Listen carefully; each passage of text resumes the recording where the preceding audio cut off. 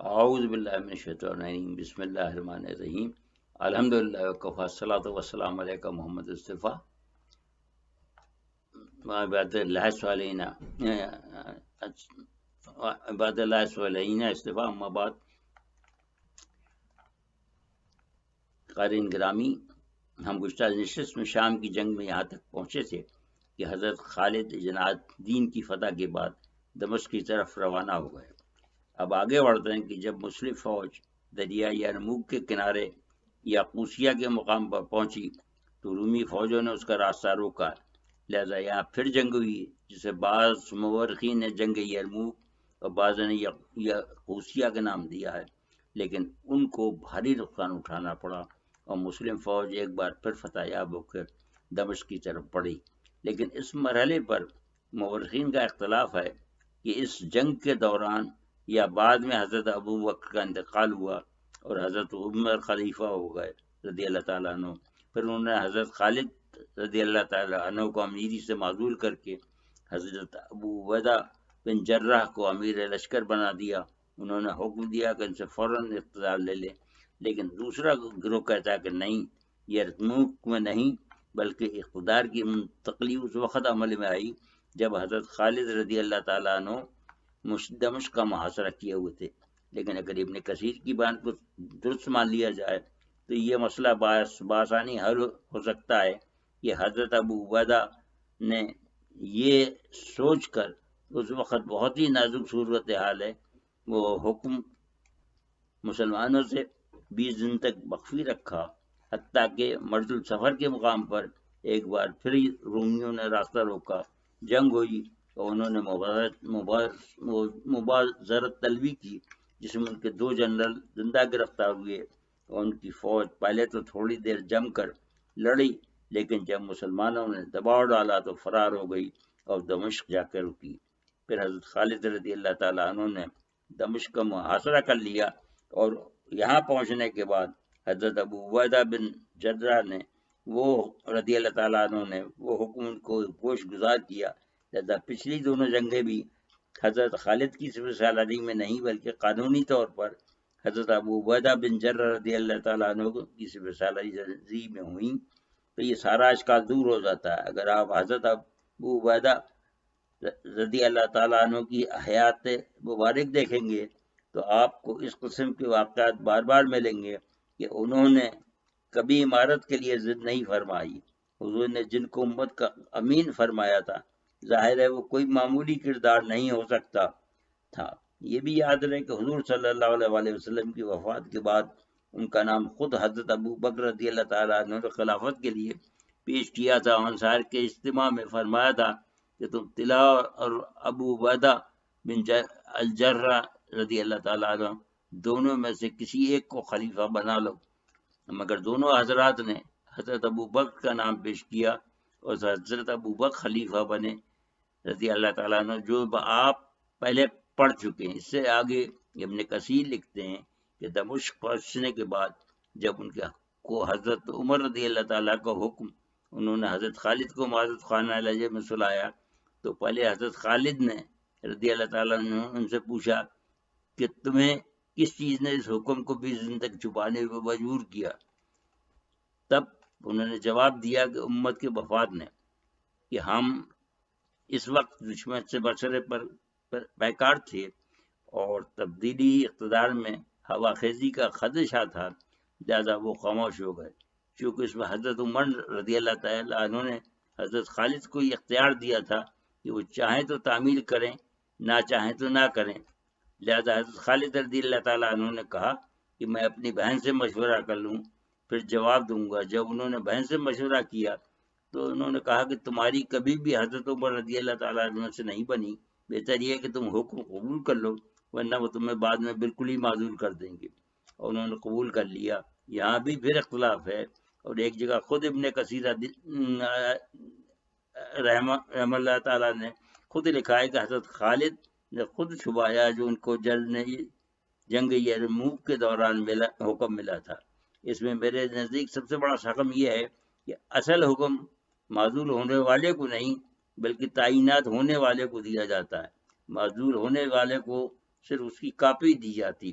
بہرحال وجہ کچھ بھی ہو اور بات کسی نے بھی چھپائی ہو، مگر یہ امر مسلمہ ہے کہ دمشق حضرت ابو عبیدہ بن جراح رضی اللہ تعالیٰ عنہ کی قیادت میں اور حضرت عمر کے دور رضی اللہ تعالیٰ عنہ کے دور میں فتح ہوا، جو کہ آپ آگے چل کر حضرت عمر کے دور خلافت میں پڑھیں گے۔ لیکن ہم یہاں ایک نقطے پر آپ کی توجہ مبذول کرانا چاہتے ہیں کہ اسلام کے ابتدائی دور میں عورت کا مقام کیا تھا۔ وہ جنگ اجنادین میں حضرت خولہ اور ان کے دست خواتین کے کردار اور یا حضرت خالد کی بہن سے مشورہ کرنے کا مرض ثابت ہوتا ہے۔ آئیے اس قصے کو یہیں چھوڑتے ہیں، اب ہم مدینہ منورہ کی طرف چلتے ہیں اور دیکھتے ہیں کہ وہاں کیا ہوا۔ حضرت ابو بکر کے خواص کا حضرت ابو بکر رضی اللہ تعالیٰ عنہ کے خواص کارنامے وغیرہ کا انتقال تک جائزہ لیتے رہے۔ پھر خلافت کی منتقلی حضرت عمر کو کس طرح ہوئی، اس پر بات کرتے ہوئے انشاءاللہ حضرت عمر کا دور پیش کریں گے۔ حضرت عائشہ راوی ہیں کہ جمادی الاخر کے پہلے ہفتے میں 7 تاریخ کو حضرت ابو بکر رضی اللہ تعالیٰ عنہ مظلومات میں مبتلا ہوئے، اور انہوں نے دو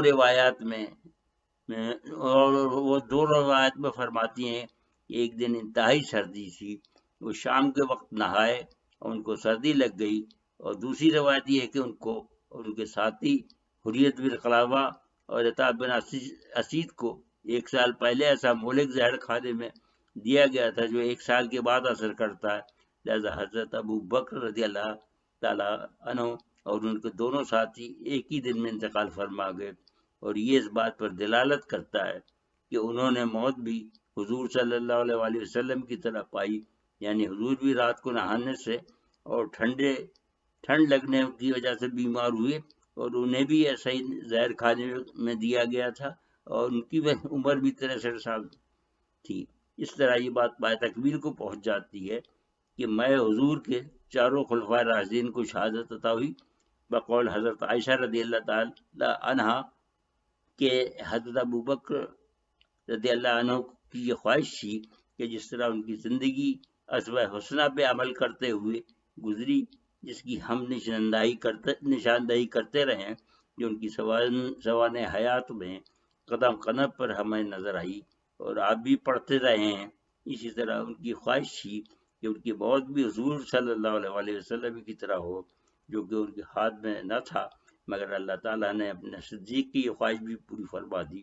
اس کے بعد ان کی بیماری طول پکڑ گئی اور بہت تیز بخار حضور کی طرح رہنے لگا صلی اللہ علیہ وسلم۔ لوگ جو بھی عیادت کو آتے تو مشورہ دیتے کہ اے خلیفہ رسول رضی اللہ تعالیٰ عنہ کسی طبیب کو دکھائیے، تو یہاں بھی اتباع رسول صلی اللہ علیہ وسلم میں انہوں نے کسی طبیب کا رہین منت ہونا پسند نہیں فرمایا، اور طبیب حقیقی پر ہی تکیہ رکھا۔ وہ بہت عمدہ جواب ان کو دیتا ہے کہ میں نے طبیب سے رجوع کیا ہے۔ جب لوگ پوچھتے کہ اس نے کیا کہا ہے تو فرماتے کہ طبیب نے یہ جواب دیا کہ جو میں چاہوں گا وہ کروں گا۔ اس کے بعد انہوں نے اکاؤنٹنٹ کو بلایا اور پوچھا کہ اب تک انہوں نے بیت المال سے کتنا پیسہ بطور معاوضہ لیا ہے، تو اس نے حساب کر کے بتایا کہ 6000 درہم۔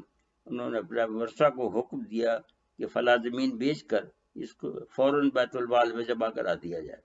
واضح رہے کہ جب حضرت ابو بکر خلیفہ ہوئے تو پورا وقت امور سلطنت میں خرچ کرتے رہے، لہذا ان کا کاروبار متاثر ہوا اور خرچے کی تنگی ہونے لگی۔ تب صحابہ کرام نے مشورہ دیا کہ اب بیت المال سے کچھ لے لیا کرے، جو کہ بس اتنا تھا کہ بہت مشکل گزارا ہوتا تھا، وہ بھی انہوں نے واپس کر دیا۔ یہاں ان کے لیے شاید سبق ہو جو بیت المال کو پانی کی طرح بہاتے ہیں۔ پچھلے دنوں پاکستان کی اسمبلی میں ایک انکشاف ہوا تھا کہ وہ مشین جو وزیر اعظم پاکستانی شیپ کے ریزر کو جراثیم سے پاک کرتی ہے وہ 30 لاکھ میں منگوائی گئی ہے۔ ایک وہ تھے، ایک ہم ہیں جو حضور صلی اللہ علیہ وسلم کے نام لیوا ہیں۔ اسی وجہ سے تو حضرت عمر فاروق رضی اللہ تعالیٰ عنہ ان کی جانشین میں چلا اٹھے تھے کہ وہ اپنے پیچھے آنے والوں کے لیے کام مشکل فرما گئے ہیں۔ پھر جو جائیداد بچی اس کے لیے وصیت فرمائی کہ وہ 2 بیٹوں اور 3 بیٹیوں اور دیگر ورثہ میں اسلامی شریعت کے مطابق تقسیم کر دی جائے۔ حضرت عائشہ رضی اللہ تعالی عنہا فرماتی ہیں کہ مجھے تعجب ہوا کہ ہم 2 بیٹیاں ہیں۔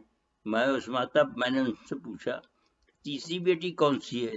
تو فرمایا کہ میری ایک بیٹی جو حاملہ ہے وہ آئندہ چل کر اس کے بطن سے پیدا ہوگی۔ یہاں وہ صلاحیت ابھر کر سامنے آتی ہے جس میں حضرت عثمان حجویری نے انہیں اپنی مشہور کتاب کشف المحجوب میں تصوف کا امام فرمایا۔ پھر انہوں نے حضرت عائشہ رضی اللہ تعالی عنہ سے پوچھا کہ حضور صلی اللہ علیہ وآلہ وسلم کا کفن کتنے پارچجات پہ مشتمل تھا؟ حضرت عائشہ نے فرمایا 3 پارچجات پر۔ تب انہوں نے فرمایا کہ یہی میری بھی خواہش ہے، اور ہدایت فرمائی کہ جو میں 2 احرامات پہنے ہوئے ہوں ان کو دھلوا کر استعمال کیا جائے اور ایک بازار سے خرید لیا جائے۔ اس سے وہ سادگی ظاہر ہوتی ہے کہ ان کے گھر پر اس وقت جو ایک جوڑا چادر کے سوا دوسرے کپڑے نہ تھے، ورنہ تو وہ فرماتے کہ ان کو استعمال کر لیا ہے۔ حضرت عائشہ نے پوچھا کہ 3 احرامی کیوں نہ خرید لیے جائے، آپ کے پاس پیسے کی کوئی کمی تو نہیں ہے؟ فرمایا نہیں، نئے کپڑے کے مستحق زندہ ہیں بمخالف مردوں کے۔ ان کے یہ الفاظ قیامت تک کے لیے مومنوں کی رہنمائی کے لیے کافی ہیں۔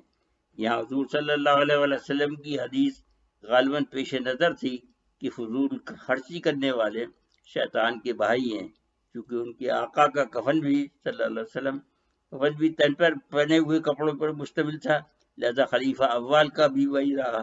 یہ ہے تفسیر سورہ فاتحہ کی اس آیت کی کہ ان کے راستے میں چلا جن پر تیری رحمت نازل ہوئی، اور مفسرین اس پہ متفق ہے کہ وہ راستہ نبیوں اور صدیقوں کا ہے، وما لنا الا البلاغ۔